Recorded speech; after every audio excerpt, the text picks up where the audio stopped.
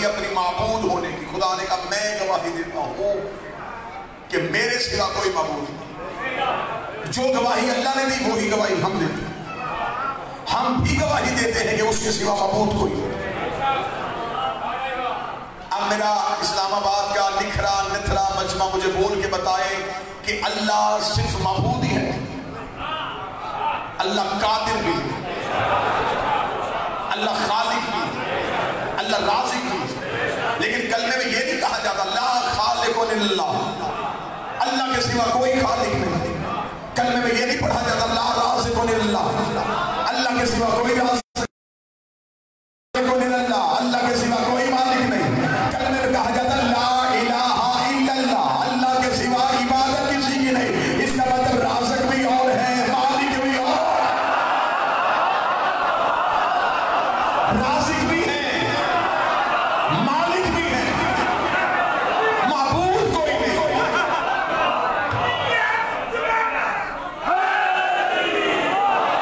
لیکن بڑا بہترین ہو گیا, موضوع سے متصل ہو گئے. معبود کوئی نہیں, رازق ہے, قادر بھی ہے. میں ویڈیو کیمرے کی موجودگی میں کہہ رہا ہوں اللہ قادر نہیں, قادر مطلق ہے. قادر ہونا اور ہے, قادر مطلق ہونا اور ہے. قادر کون ہوتا ہے؟ جس کی شے پہ قدرت ہو. خطیب خطابت پہ قادر ہے, حکیم حکمت پہ قادر ہے, چوپایا توڑنے پہ قادر ہے, مچھلی تیرنے پہ قادر ہے, پرندہ اڑنے پہ قادر ہے. اس کا مطلب یہ سارے قادر ہے لیکن کلی قادر نہیں, جزوی قادر ہے. کبھی قادر ہے کبھی عاجز ہے, کبھی قادر ہے کبھی عاجز ہے, کبھی قادر ہے کبھی عاجز ہے. علی وہ قادر ہے جو عاجز ہے ہی نہیں.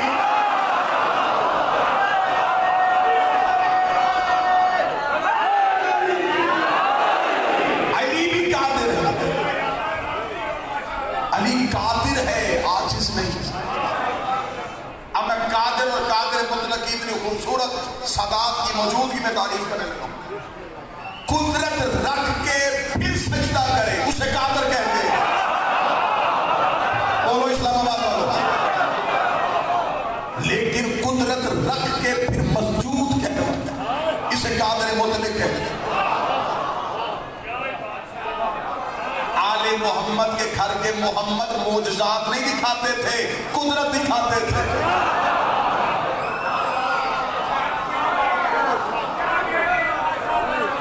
میں نے کل پہلی مجلس میں کہا تھا کہ ہم میں الزام ہے کہ عقیدہ توحید کی نفی کرتے ہیں. ہم اللہ کی معبودیت کے قائل ہیں, وہ معبود ہے لیکن آل محمد صفات میں رازق اور بھی ہے, وہ خیر الرازقین ہے.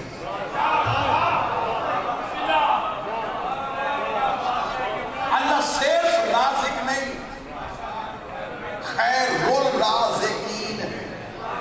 اور یہ بات مولوی نے نہیں کی, اللہ نے قرآن میں کی ہے واللہ خیر الرازقین. اللہ رزق دینے والوں میں سب سے بہتر ہے. جب وہ کہہ رہا ہے کہ کوئی اور بھی دیتا ہے.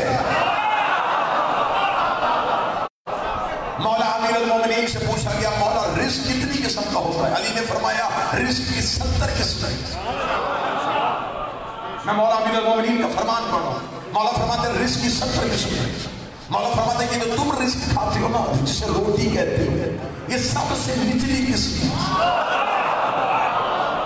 سب سے کم تر رزق ہے روٹی جو تم کھاتے ہو. سائے نے کہا مولا سب سے اعلیٰ رزق کون ہے؟ فرمایا رزق علم. سب سے بہتر رزق علم کا رزق ہے, سب سے کم تر رزق روٹی کا رزق ہے. بہتر رزق علم ہے, کم تر روٹی ہے. افضل رزق علم ہے, کم تر روٹی ہے. شرم نہیں آتی مولوی, تو علی سے کم تر رزق نہیں مانگ رہا, اللہ علم علی کے ذریعے سے مانگ رہا. تو کہہ رہا ہے کہ علی سے روٹی نہیں مانگ رہا. اور سب سے بہتر جو رزق ہے جسے رزق علم کہتے ہیں وہ علی کے ہاتھوں سے مانگتا.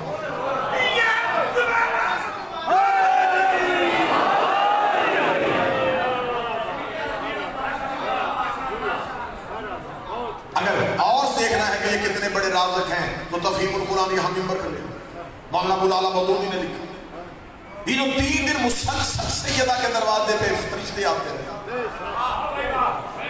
اور این بالکل افطار کے وقت آگے دروازے پہ دستک دے کہتے انا یتیم انا مسکین انا اسیر ہم یتیم ہیں ہم مسکین ہیں ہم اسیر ہیں مولانا مودودی نے لکھا یہ مکہ مدینہ کے فقیر نہیں تھے بلکہ اللہ کے بھیجے فرشتے تھے جو سیدہ کے دروازے سے 3 دن مسلسل روٹیاں مانگتے رہے ہیں کاش مولانا مودودی زندہ ہوتے میں ان کے سامنے ہاتھ جوڑتا ہاتھ جوڑ کے پوچھتا فرشتوں کی خلقت میں عبادت ہے وہ سوائے عبادت کے کچھ کرتے ہی نہیں ہے تو جن کی خلقت کا مقصد عبادت ہے وہ سیدہ کے دروازے میں مسکین کیوں بنے ہیں فقیر کیوں بنے ہیں یتیم کیوں بنے ہیں انہوں نے یہاں سے روٹیاں کیوں مانگی ہے یہاں سے روٹی مانگ کے وہ دنیا کو بتانا چاہتے تھے ان سے روٹی مانگنا بدعت نہیں فرشتوں کی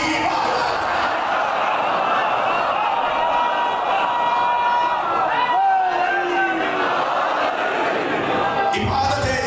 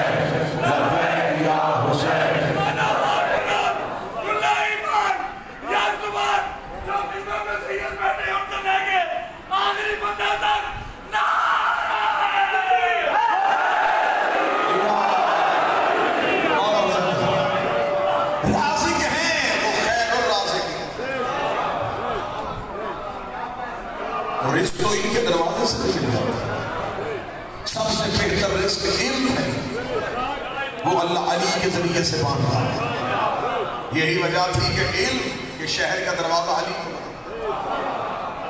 کوفے کے ممبر میں امیر المومنین بیٹھے ہوئے تھے ایک یہودی سامنے سے آ گیا اس نے آتے ہی ایک سوال کیا اس نے کہا علی کہ علم سیکھا کہاں سے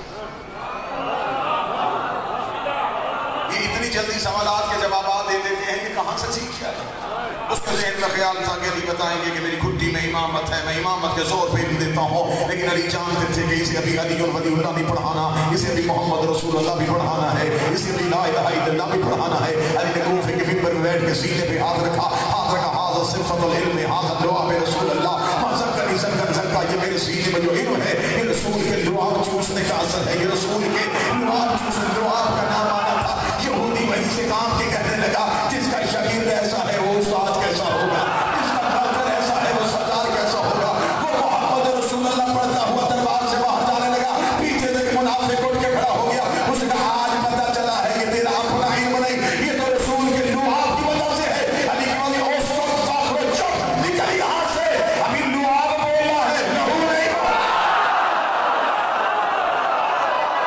ابھی تو صرف لعاب بولا ابھی لہو پیغمبر تو بولا ہمارے پاس صرف لعاب پیغمبر نہیں ہم خون پیغمبر ہیں یہ دنیا آج تک جتنا علم لے رہی ہے یہ لعاب ہے جب قائم آئے گا تو قائم کے ظہور کی علامات کیا ہیں سائنس ٹوٹ جائے گی ٹیکنالوجی بریک کر جائے گی اس لیے کہ تک لعاب نہیں بولے گا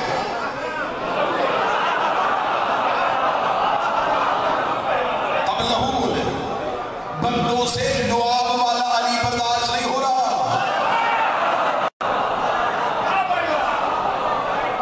ابھی صرف لعاب بول رہا لہو تو ابھی بول نہیں میرے سرکار ساتھ فطرت امام بادشاہ مولا اپنے گھر سے نکلے تو امام جب گھر سے نکلے تو سامنے سے امام کا شاگرد آیا. یہ شاگرد تھا امام کا، لیکن اس نے امام کی زندگی میں ہی امامت کا دعویٰ کر دیا تھا. ہمیشہ خطیب وہ کامیاب ہوتا ہے جس کا مجمع اس کے ساتھ ساتھ لفظوں کے تعاقب. میں لفظ کہا جاتا بندوں کے ذہن سے گزر گیا. امام گھر سے نکلے، سامنے سے ایک بندہ آ گیا، میں نے بندے کا نام نہیں لیا، میں نے نشانی بتائی تھی، چہروں کی حیرانگی بتا رہی ہے، ابھی تک آپ کو بندے کا پتہ نہیں چلا. یہ امام کا شاگرد تھا اور امام کی زندگی میں اس نے امام کے مقابلے پہ امامت کا دعویٰ کر دیا تھا. جو بندے ابھی بھی بات کھول کے سننا چاہتے ہیں تو میں ایک اشارہ اور کر دیتا ہوں. امام نے اسے آواز دی، ابو ادھر آ. اب تو بول پڑو. امام کا اشارہ کرنا تھا، ابو ادھر آ. یہ لوگوں کے ایک رش سے نکلا، امام کی جانب بڑھا. اس نے امام کا چہرہ دیکھا، امام کے ہاتھوں میں رسول والا عصا تھا، نبی کا عصا امام کے ہاتھوں میں دیکھا. جلدی سے آ کے لکڑی کی عصا کو چومنے لگا. جب یہ عصا چوم رہا تھا امام نے کہا یہ کیا کر رہا ہے؟ کہنے لگا آپ کے ہاتھوں میں نبی کا عصا ہے، وہ عصا چوم رہا ہو. جب اسے کہا میں عصا چوم رہا ہوں، امام چلا کے آ کے کہتے ہیں لکڑی کا عصا چوم رہا ہے. آستین الٹ کے امام نے کہا یہ لہو بھی محمد کا ہے.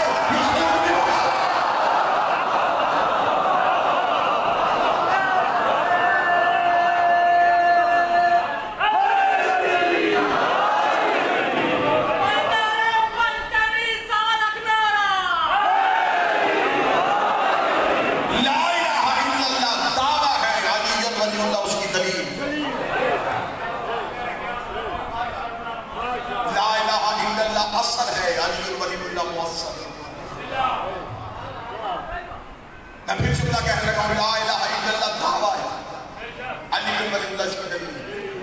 دعویٰ بغیر دلیل کے ادھورا ہے. اس لیے تو اس نے کہا تھا ان لم تفعل فما بلغت رسالہ. اگر تو نے یہ نہ پہنچایا تو تو نے کچھ بھی نہ پہنچایا. مجمع چپ ہے تو میں اگلا شکلہ کہہ دوں لا الہ الا اللہ دعویٰ ہے، علی بن ولی اللہ دلیل ہے. اس دعوے کو دلیل سے ملانے والے کو کہتے ہیں محمد رسول اللہ. جو دعوے کو دلیل سے ملائے اسے محمد رسول اللہ. توحید سمجھ میں آئے گی جب پہلے علی کے دروازے پہ اللہ کے سوا معبود کوئی نہیں ہے، رازق ہے، مالک ہے. اس نے اپنے صفات ہی نہیں دی. بڑی مشکل سی مرحلے پہ آ گیا ہوں پر ایک آسان سا نتیجہ دینے لگا ہوں. امیر المومنین کا خود کا فرمان ہے، میرے بادشاہ فرماتے ہیں ہمارا اللہ کے ساتھ ایسے ہی تعلق ہے جیسے کرن کا سورج سے. جس نے نہیں سمجھا اس نے بے نیازی کی. علی فرماتے ہیں ہمارا اللہ کے ساتھ تعلقات ایسے ہیں جیسے کرن کے سورج کے ساتھ. کرن سورج کی مخلوق نہیں، سورج سے صادر ہوتی ہے، سورج میں چھپ جاتی ہے. یہ توحید سے صادر ہوتے ہیں، یہ توحید میں چھپ جاتے ہیں. بندے چپ ہو گئے جیسے بغیر کرنوں کے سورج پہچانا نہیں جاتا، بغیر 14 کے اللہ بھی پہچانا نہیں جاتا. کرن آتی ہے تو پتہ چلتا ہے کہ زمانے میں سورج آ چکا ہے، زمانے میں سورج نہیں آتا. لہٰذا میں گزارش کروں گا توحید پرستوں سے سورج کو ڈھونڈنے کی تمنا نہ کرو، ہدت سے کام چلاؤ. سورج سے ملنے کی آرزو نہ کرو، کرنوں سے کام چلاؤ. سورج سے ملنے کی آرزو کرنی ہو تو دور والوں کا حال دیکھ لو. وہ سورج سے ملنے کی تمنا رکھتے تھے اور چل گئے. کرن کا سورج کے ساتھ کیا تعلق؟ انسان اللہ کے دیے ہوئے وسیلے کا قائل نہیں کرتا، جبکہ انسان سے نیچے جو جتنی مخلوقات ہیں اس میں حیوانات ہیں، اس میں جمادات ہیں. سب سے نچلے درجے کی مخلوق کا نام ہے نباتات. یہ پودے انہیں نباتات کہتے ہیں. اگر آپ نے دیکھنا ہو کہ کرن کا اثر کیا ہوتا ہے، آپ ایک پودے کو ایک بند کمرے میں رکھتے ہیں، کھڑکی بند کرتے ہیں، دروازہ بند کرتے ہیں، روشن دان بند کرتے ہیں، بالکل کمرے میں بند کر کے اس پودے کو ایک سوراخ رکھتے ہیں جس میں سے کرن اندر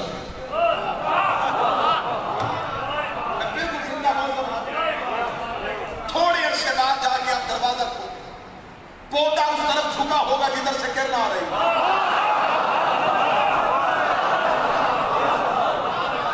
اسے پتا ہے کہ مجھے सूरज नजर नहीं आ रहा, लेकिन किरण से ताल्लुक बना लूंगा तो ये सूरज तक पहुंचा देगी। किरण से ताल्लुक हो जाए तो वो सूरज तक पहुंचा देती है। 14 से ताल्लुक अच्छा हो जाए तो ये अल्लाह तक पहुंचा देती है।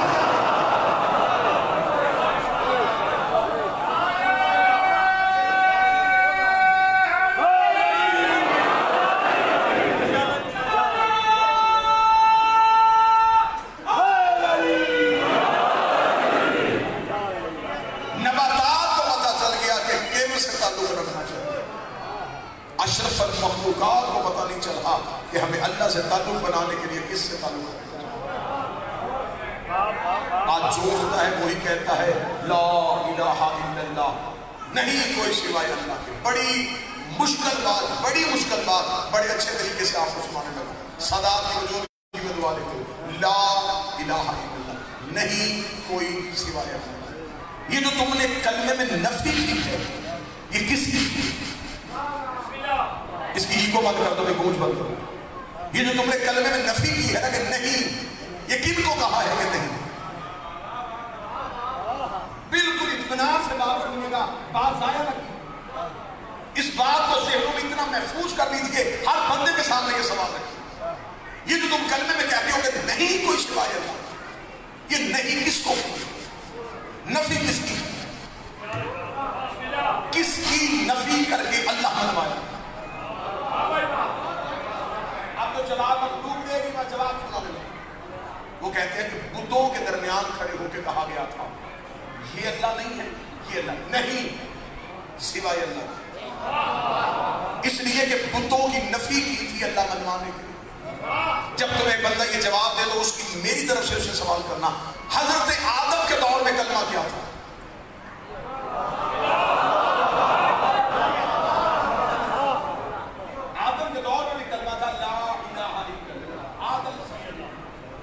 आदम के दौर में तो बुत थे नहीं। आदम के दौर में नफी। फिर उसी बंदे से सवाल करना कि फरिश्तों की तस्वीर में ला इलाहा इल्लल्लाह, फरिश्ते किस बुत की नफी कर रहे हैं? दावा बेहतर है, फरिश्ते तस्वीर करते हैं, नहीं फरिश्ते किसकी नफी कर रहे हैं? आदम के दौर में किसकी नफी हो रही? इसका मतलब है नाकस की नफी करके कामल नहीं मनवाया जाता, कामल की नफी करके। मुश्किल बड़ी मुश्किल बात है। नाकस की कमी से कामल की नफी से। मसलन अनपढ़ों में खड़े होकर कह देना मेरे सिवा कोई पढ़ा लिखा नहीं, ये कोई कमाल नहीं। पढ़े लिखों में खड़े होकर कहना मेरे सिवा कोई पढ़ा लिखा नहीं।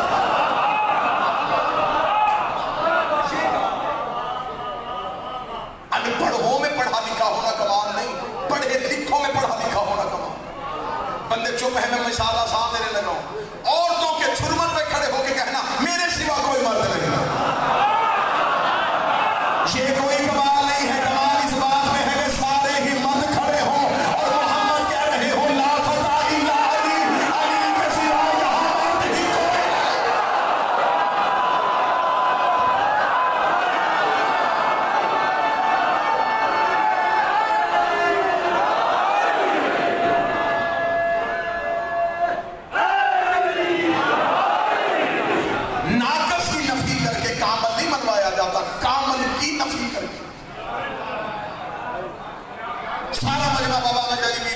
मुझे सुनने के लिए और मैं मिंबर में बैठ के कहूं मेरे सिवा कोई खतीब नहीं। तो जब मजमे में खतीब है ही कोई नहीं तो मेरे सिवा खतीबों में बैठ के कहूं मेरे सिवा कोई खतीब नहीं, ये कमाल है। अब बुतों के दरमियान बैठ के कहा जाएगा कि अल्लाह के सिवा कोई मबूद नहीं। बुतों के दरमियान बैठ के अल्लाह की मबूदियत नहीं मनवानी। मोहम्मदों की हवेली में बैठ के कहो कि उसके सिवा कोई मबूद नहीं। जहां सारे मोहम्मद बैठे हो वहां कहा जाए ला इलाहा इल्लल्लाह। बुतों की नफी तौहीद का कमाल नहीं, हवेली मोहम्मदों की हो। محمد کہے لا الہ الا اللہ، تیرے سوا کوئی معبود ہے ہی نہیں۔ میرے امام ممبر میں بیٹھے تھے، کتنی مشکل باتیں کر کے لوگوں کو توحید منوائی۔ امام اللہ کی معبودیت بیان کر رہے، سامنے سے بندہ اٹھا، اسے کہا معبود کی تعریف کیا۔ امام نے کہا جو ایک لمحہ بھی بغیر عبادت کرنا، اس کا مسجود کی تعریف کیا۔ فرمایا جو ایک لمحہ بھی بغیر سجدے کے نہ رہا۔ اس وقت اگر آپ ہی اللہ کی اول مخلوق ہیں تو جب تک آپ بن رہے تھے تب تک اس کی عبادت کس نے کی؟ اگر آپ آدم سے بھی پہلے ہیں، ٹھیک ہے پہلے ہیں، تو جب تک آپ بن رہے تھے اس کی عبادت کس نے کی؟ اس کا سجدہ کس نے کی؟ اگر وہ لمحہ بغیر عبادت کے رہا ہے تو پھر وہ معبود کیسا، پھر وہ مسجود کیسا؟ میں نے کہا تھا محمدوں سے پوچھو کہ اللہ کیا ہے، مولویوں سے نہ پوچھو کہ اللہ کیا ہے۔ وہ بغیر عبادت کے کیسے رہا، وہ بغیر سجدے کے کیسے رہا؟ اگر آپ ہی اول مخلوق ہیں تو آپ کو بنانے کے لیے، آپ کے نور کو ظاہر کرنے کے لیے اسے کوئی وقت چاہیے ہوگا۔ جب وہ وقت تھا تو اس وقت میں عبادت نہیں ہوئی، اس وقت میں سجدہ نہیں ہوا، پھر وہ معبود کیسا، پھر وہ مسجود کیسا؟ امام کے چہرے میں مسکراہٹ آئی، اس کا مشکل سوال کیا، آپ مسکرا رہے۔ امام نے فرمایا تو کیا سمجھتا ہے اللہ نے ہمیں کسی علیحدہ شے سے خلق کیا ہے؟ فرمایا نحن مشیۃ اللہ، ہم اللہ کا ارادہ بن کے اللہ کی عبادت کر رہے تھے۔ جب سے اللہ ہے تب سے ارادہ، ہم مشیت پروردگار ہیں، ہم ہیں توحید کا ارادہ۔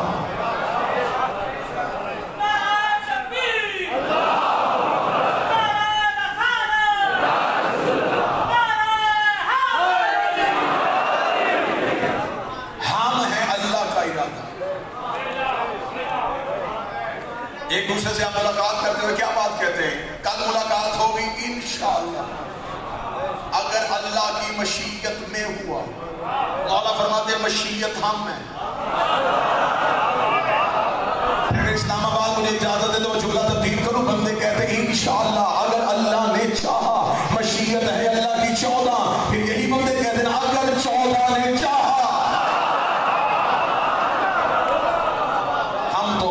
مشیت ہے، ہم توحید کا تیور ہیں، ہم اللہ کا عکس ہے۔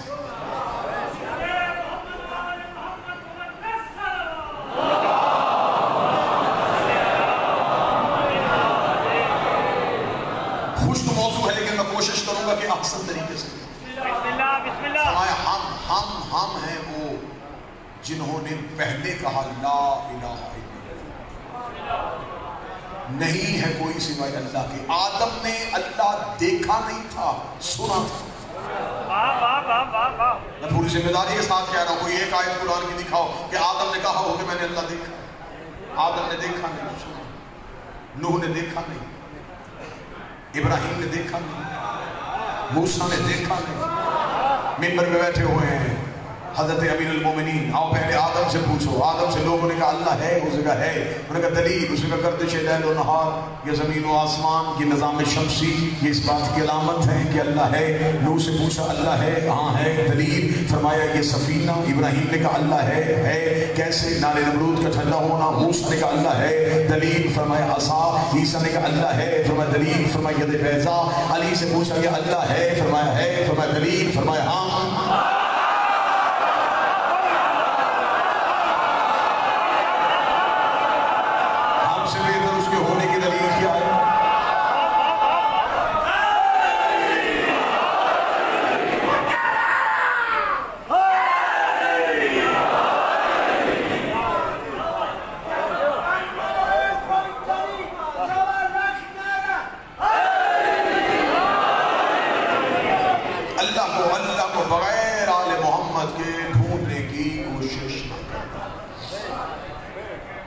وہ مخلوق کو مل ہی نہیں سکتے، مخلوق اسے پا ہی نہیں سکتے، بندے اس تک جا ہی نہیں سکتے، لوگ اس تک پہنچ ہی نہیں سکتے۔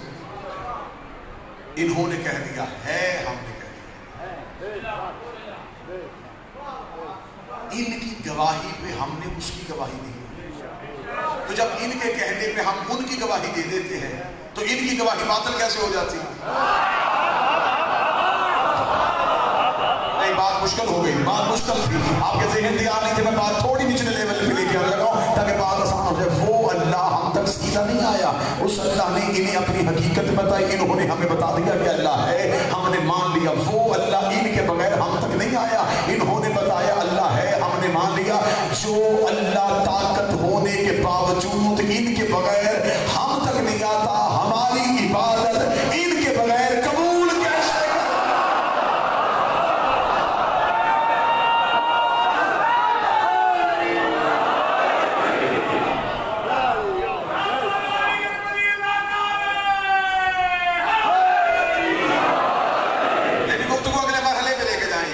شاہد اللہ لا الہ الا ہوا، میں گواہی دیتا ہوں کہ میں اللہ وہ اللہ ہوں جس کا کوئی، جس کے سوا کوئی معبود نہیں۔ آگے دیکھیں گا جی، اگلی آیت کا اگلا ٹکڑا پڑھنے لگا جی، یہاں تک بات رک گئی، آگے جانے لگے والملائکۃ، خدا کے پر میرے فرشتے گواہی دیتے ہیں کہ میرے سوا کوئی معبود نہیں۔ اب یہاں پہ اگر آپ شیعہ کتابیں چاہیں بابا جی تو جو فرمائیے گا، اگر شیعہ کتابیں چاہیں تو شیعہ کتابوں میں تو بے شمار حوالہ، اہل سنت حوالہ دینے کو امام راغب اصفہانی، انہوں نے لکھا کہ جو فرشتے گواہی، اس آیت کی تفسیر میں لکھا کہ فرشتے گواہی کیسے دیتے ہیں۔ وہ کہتے ہیں اللہ نے جس فرشتے کو جس کام پہ مقرر کیا ہے وہ فرشتہ وہ کام کر کے توحید کی گواہی دیتا ہے۔ یہ نہیں ہے کہ وہ 24 گھنٹے بیٹھ کے لا الہ الا اللہ پڑھ رہے، نہیں، وہ جو بھی کام کر رہے ہیں ان کا کام توحید کی گواہی ہے، کیونکہ انہیں اس کام پہ اللہ نے مقرر کیا۔ میکائیل رزق بانٹ کے توحید کی گواہی دے رہا، اسرائیل روح قبض کر کے توحید کی گواہی دے رہا، جبرائیل وحی لا کے توحید کی گواہی دے رہا، اسرافیل سور پھونک کے توحید کی گواہی دے رہا۔ ملائکہ اپنے کام کرتے ہیں تو وہ کام نہیں ہوتے، وہ توحید کی گواہیاں ہوتی ہیں۔ اسلام آباد میں دکھ لے کے جاؤں گا، اتنی محنت کے بعد اگر بندے نہ بولے، فرشتے کام سر انجام دے کے توحید کی گواہیاں دیتے ہیں، تو اس کا مطلب ہے کہ زہرا کے دروازے میں روٹیاں مانگ رہے تھے، یہ روٹیاں مانگ نہیں رہے تھے، توحید کی گواہی دے۔ ان کا روٹی مانگنا توحید کی گواہی، صرف روٹی مانگنا نہیں، جبریل کا جھولا جھلانا توحید کی گواہی، زہرا کی چکی چلانا، بولو توحید کی گواہی، فطرس کا جھولے سے مست ہونا توحید۔ یہ فطرس فرشتہ اللہ کا عذاب یافتہ، کتابیں کہتی ہیں اللہ نے صرف اس پہ الزام ہی نہیں تھا، جرم نہیں تھا، سزا دی ہوئی تھی، سزا یافتہ تھا۔ یہ نہیں جس کا فیصلہ بھی ہونا تھا کر دیا تھا، سزا دے دی تھی اللہ نے۔ بلکہ میں نے خود اپنی آنکھوں سے کتاب میں پڑھا ہے کہ اس کو یہ سزا دی گئی ہوئی تھی کہ اسے اس کی پلکوں کے ساتھ الٹا لٹکایا ہوا، اس کے بالوں پر چھینے ہوئے، سزا یافتہ حسین نے چھڑوا دیا۔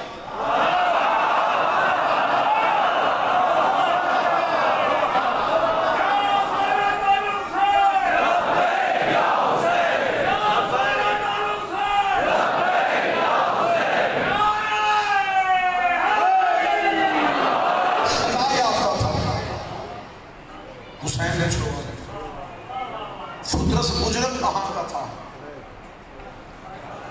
حسین نے معافی کہاں دی۔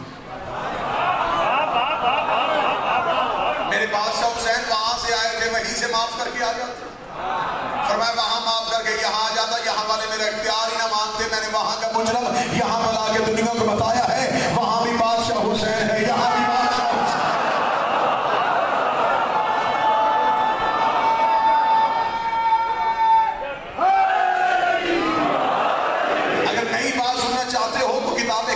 کہ فطرس تخلیق آدم سے پہلے کا مجرم تھا۔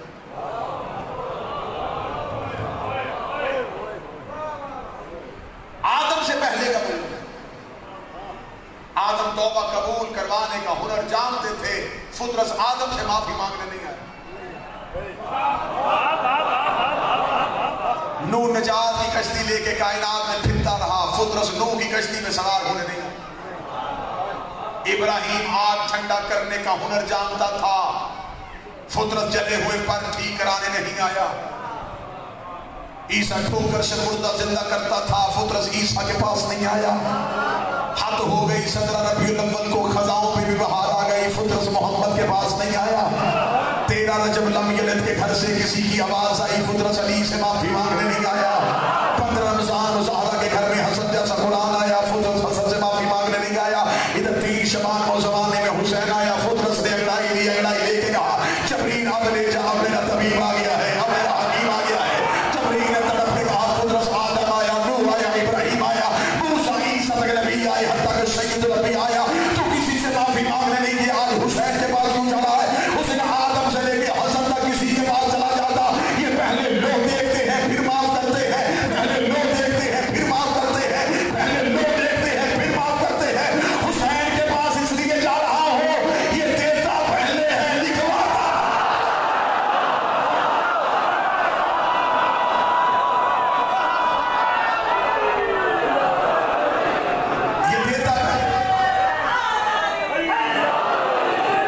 ये देता पहले है, लिखवाता बाद। अर्श का मुजरम था, फर्श पे हुसैन ने माफ किया। और माफ कैसे किया था? बोल के, हाथ लगा के, छूने से मसे। ऐ करीब करबला इतनी दूर से आया, दूर के मरीज को हकीम पहले देखते हैं। दूर से आया है हुसैन, हाथ लगा के इसे शिफा दे। हुसैन कहते हाथ लगा के शिफा दे सकता था, अगर फुतरस को हाथ लगा के पर देता क़यामत तक मौलवी भौंक देता। जब तक हुसैन था तब तक शिफा मिलती रही, जब तक हुसैन था तब तक शिफा मिलती रही, जब तक हुसैन था तब तक शिफा मिलती। हुसैन भी चला गया, शिफा भी चली गई। मैंने अपने कहवाने से बस करके इसकी जुबान बंद की है। जब तक हुसैन की जो चीज हुसैन की हो जाए, जो चीज हुसैन की हो जाए, जो चीज हुसैन की हो जाए, जो चीज हुसैन की हो जाए। अब क़यामत तक शिफा देख रही है, ये ना देख रहा हुसैन कहाँ है, देखो अलग कहाँ है, ताज़िया कहाँ है, छूला कहाँ। जो चीज हुसैन की हो, मस होना तेरा काम है, शिफा देना हुसैन। वहां के मुजरम को यहां बुला के माफ किया। फुतरस ने पर लेके तौहीद की गवाही दी, और जब उसे पर मिल गए उसने जुमला भी ऐसा कमाल बोला, उसका परों का मिलना था। उसने आना आतिफ अल हुसैन, मुझे हुसैन ने आजाद किया। ना इस्लामाबाद इंसाफ करना मेरे साथ। अतीक अरबी जुबान में कहते हैं आजाद करना। अरबी जुबान में आजाद के लिए कई लफ्ज और भी, तलाक का जो लफ्ज है ये भी आजाद के लिए। तुलका, शब्द ना तुलका, ये मेरी शहजादी ने शाम के दरबार में तख्त वाले को कहा था, यबना तुलका, आओ हमारी आजाद करदा कनीज के बेटे। अरबी जुबान में इतनी फसाहत होती है, आप अरबी की इस फसाहत को समझ गए, सारा दिन आप डाल देंगे। अतीक और है, तुलका और। तुलका वो आजाद होता है जिसे आजाद करके कोई ताल्लुक न रखा जाए। इसलिए कहते हैं तलाक दे दी, अब कोई ताल्लुक नहीं। इसलिए मजहब शिया में तुम्हारा निकाह नहीं है।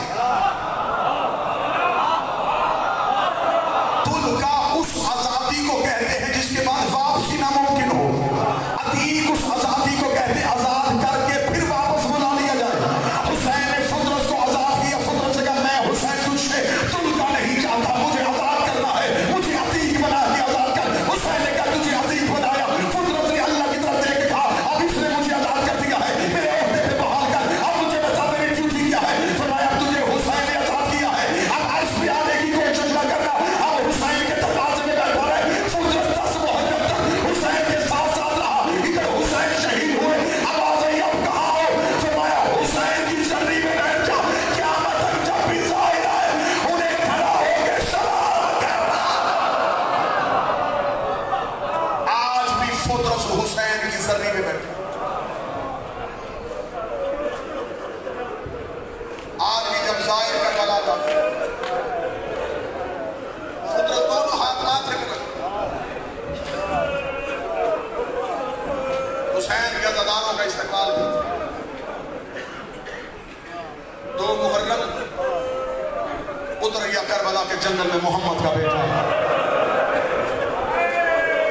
آباد ہو گئی کربلا، اجڑ گیا مدینہ.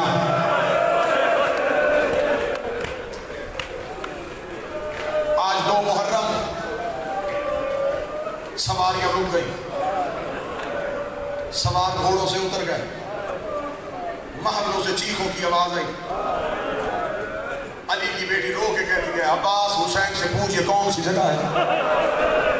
عباس کی آواز ہے کیوں عالیہ بی بی رو کے جب سے جنگل میں آئے ہو ریت میرے چہرے پہ پڑ رہی ہے، بار بار میرے سر سے برقع اتر رہا ہے، مجھے اس مٹی سے حسین کے لہو کی خوشبو آ رہی ہے. دیاری مدینہ سے کل 3 محرم سن لینا. آج 2 محرم میرا جی چاہتا ہے کہ آج کے دن کسی لمحے کا مضمون پڑھو. اس لمحے حسین کا حر نے آگے حسین کے گھوڑے کی لجام میں ہاتھ. پورا میرا مضمون ہے حر کے آنے کا، لیکن کیونکہ فضائل اپنے حصے کا پڑھ چکا، حر نے آگے حسین کے گھوڑے کی لجام میں ہاتھ. حسین نے آنکھیں بند کر تیری ماں تب پہ روئے. اتنا کہنا تھا، حر نے اپنی مٹھیوں کو بھینچا، آنکھوں کو بند کر کے حسین تو نے میری ماں کو کہہ دیا میں تیری ماں پہ سوائے درود کے کچھ پڑھ نہیں سکتا. اتنا کہنا تھا، پچھلے محمل سے آواز ہے عباس حر کو کہ زینب بہن تجھے سلام کہہ رہی ہے. عباس رو کے کہہ رہا اس نے تیرے بھائی کے گھوڑے کی لچام میں ہاتھ ڈالا ہے، تو اسے بھائی کہہ کے سلام کہہ رہی ہے. زینب رو کے کہہ رہی اس نے جنگل میں میری ماں کا حیا کیا، اس نے جنگل میں میری ماں زہرا کا حیا کیا. اس سے کہہ زہرا کی بیٹی تجھے سلام کہہ رہی ہے. اور کی آواز آئی علی کا بیٹا ہم تجھے کوفہ نہیں جانے دیں گے، تجھے اسی جنگل میں اترنا پڑے گا. حسین کہتا میری منزل کوفہ تھی بھی نہیں، میری منزل بھی یہی ہے. حسین اپنا گھوڑا بشیر کی طرف لے کے گیا. حسین گھوڑے کے زین سے اترے. مقتل کہتے حسین ایک حسین نے سو دی. وہ آسمان کی کر کے کہا قالوا انا للہ و انا الیہ راجعون. یہ کہنے حسین نے ریت کربلا کی پھینکی. آواز آئی عباس یہاں خیمے لگا. جب کہنا عباس اونٹوں کو اتار، ابھی اونٹ کھڑے تھے. حسین کی آواز آئی عباس رک، پہلے پتہ کر اس جگہ کا مالک کون. عباس پتہ کر گیا یہ جگیر کس کی ملکیت ہے. عباس نے گھوڑے کو کربلا کے چاروں طرف دوڑایا، دیکھا کہ دور ایک قبیلہ بیٹھا. عباس اس قبیلے میں گیا. یہ قبیلہ بنی اسد کا قبیلہ تھا، چھوٹا سا قبیلہ تھا، بچے گلیوں میں تھے، بزرگ ایک جگہ پہ اکٹھے تھے.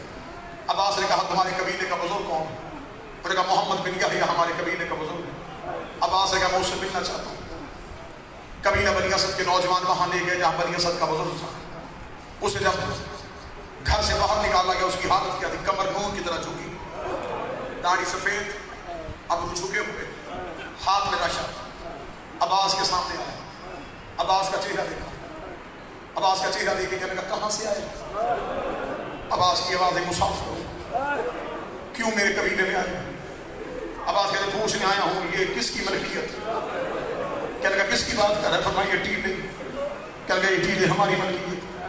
عباس رو کے کہتے ہیں ہمارے ساتھ ہمارا رہبر ہے، وہ تم سے ملنا چاہتا ہے. جب وہ تم سے ملنا چاہتا ہے فرمایا کون ہے تیرے ساتھ؟ عباس کہتے میرا سردار ہے. سردار کا نام آنا تھا. عباس کی داڑھی چوم کے کہتا تیرا بھی کوئی سردار ہے؟ تیرا چہرہ بتاتا ہے تجھ سے بڑا سردار کوئی نہیں. ہائے حسین، یہ حق ہے غریبوں کو رونے کا، یہ حق ہے اس قوم کا ماتم کرنے کا. تیرا بھی کوئی سردار ہے؟ عباس کی آواز ہے یہاں میرا سردار ہے. نام عباس کی آواز ہے بغیر اجازت کے بتا نہیں سکتا، کام بتا نہیں سکتا، آئے کیوں ہو کوئی خاص بات. آواز بلا اپنے سردار کو. اب آپ نے گھوڑا دوڑایا وہاں جہاں کریم بیٹھے تھے. مولا پیچھے قبیلہ بنی اسد ان کے بزرگ سے ملا. حسین گھوڑے میں بیٹھے, اکبر صاحب بہت محبت پیچھے. حسین کی گھوڑا یوں قبیلہ بنی اسد میں پہنچا.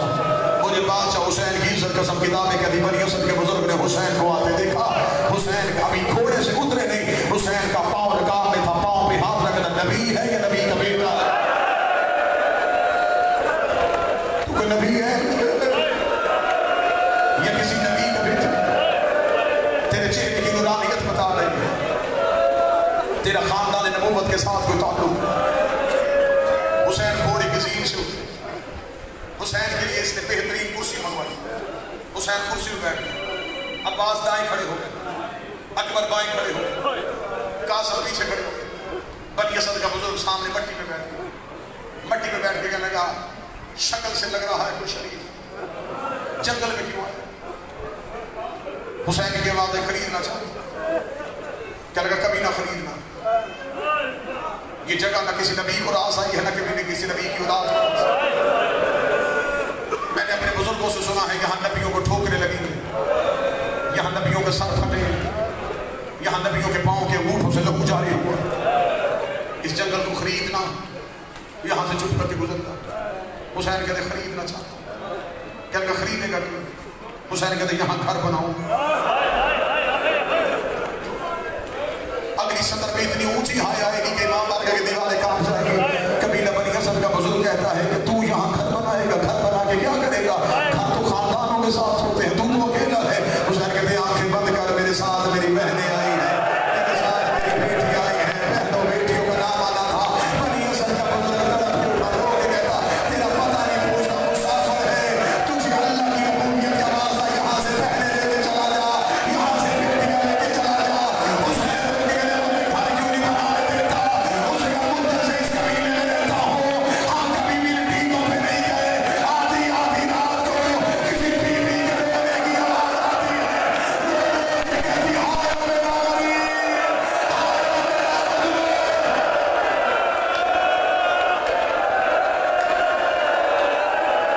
یہ حق ہے غریبوں کو.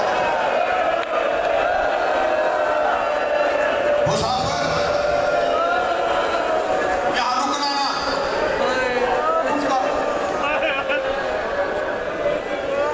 یہاں سے اکثر رونے کی آوازیں آتی ہیں, اور یہ چند دن جو گزرے ہیں روزانہ آتی ہیں. کوئی ایسے چیخیں مار کے روتی ہے, ہمارے دل بند ہو گئے. حسین کی آنکھیں بند, حسین کی آواز آئی یہی گھر بنا. وہ جس کی آوازیں آتی ہیں وہ میری ماں زہرا. زہرا کا نام آنا تھا. بنی اسد کا بزرگ زمین پہ گر گیا, کہنے لگا مدینے والی زہرا, محمد کی بیٹی زہرا. حسین کہتے ہاں محمد کی بیٹی زہرا. کہنے لگا تو مسلمان ہے, کلمہ کس کا پڑھتا ہے, تو نہیں جانتا محمد کی بیٹی جنگلوں میں کیسے آئے گی. حسین کی آواز آئی اسی زہرا کی قوت کا پہاڑا حسین, نہ حسین ابن علی. حسین ابن علی کا نام آنا تھا. بنی اسد کا بزرگ گر گیا. رسول کے پاس آئے, علی کا بیٹا مولا نہ خرید. حسین کہتے میں یہاں گھر بناؤں. اچھا مولا آپ ہمارے پاس رہیں گے, میں تیرے پاس جاؤں. اچھا مولا تیری مرضی. مولا پھر یہ ہمارا سکون بھی علاقہ بھی تیرا. حسین کے والے نہیں, وہ جنگل سے بالا بڑا بابین فرات کے کنارہ چاہیے. مجھے حسین کی عزت کی قسم ہے, 12 مربع میل دریا حسین کا خریدا ہوا تھا. اس خریدے ہوئے دریا کے کنارے کھڑا ہو کے کہا کوئی میرے اصغر کو پانی پلا دے.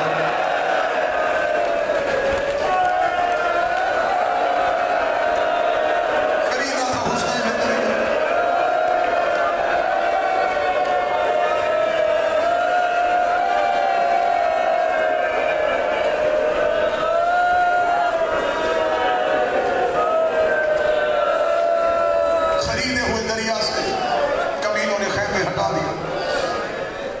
حسین کی بات بڑی جلدی ختم کرو. حسین کی آواز آئی جگیر بیچ.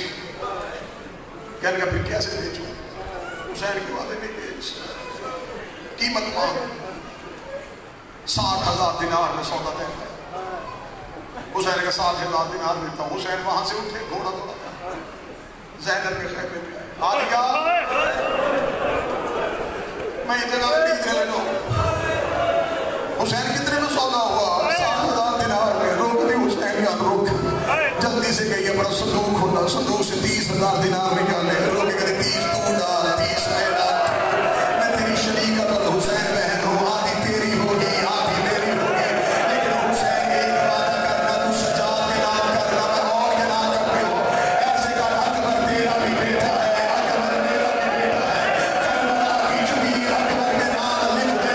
شام غریبہ سکینہ رو کے کہتی رہی اللہ مجھے اکبر کی جبیر میں تماچے لائے.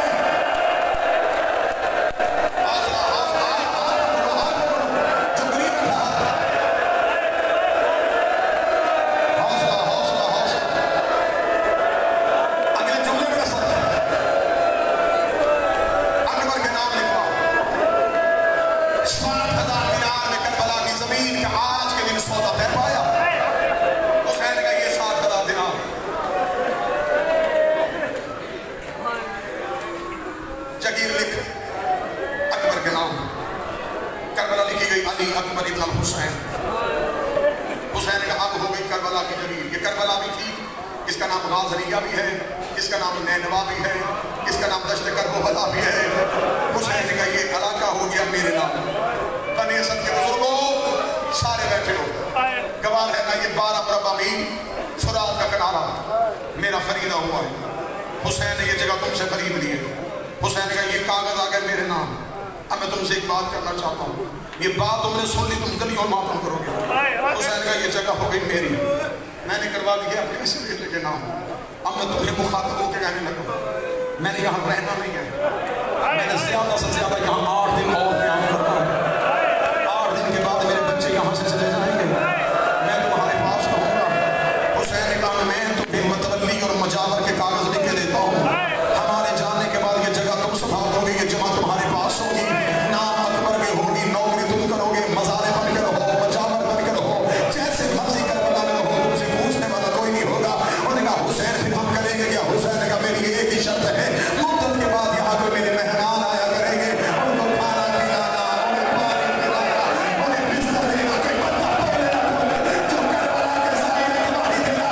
آدمی اشورا کو بنی اسد کے بچے ہاتھوں میں کھجور لے کے آسمان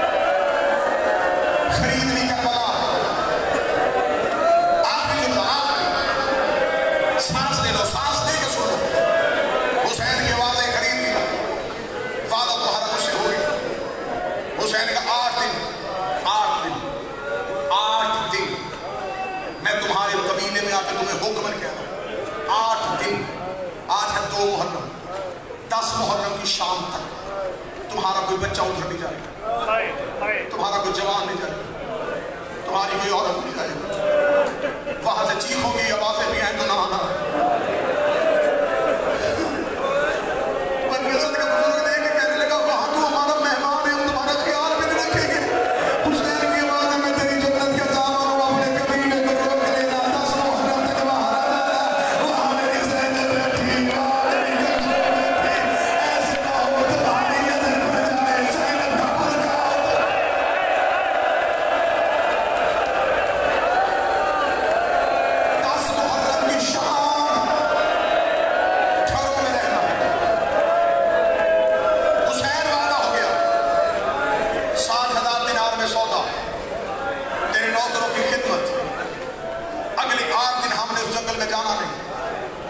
حسین اگلا ہو، حسین کے بعد ایک آخری ہو، یہ کہہ کہ اللہ حافظ. قبیلہ بنی اسد کے بزرگ کا اگلا حکم، حسین کے بعد 10 محرم کی شام تک جانا ہے، 11 محرم کی صبح یہاں سے قافلہ چلا ہے. بنی اسد کے بزرگوں سے کہا کہاں جانا؟ اگر ایک احسان کر سکو، میرے بچوں کی لاشیں دفنا دو.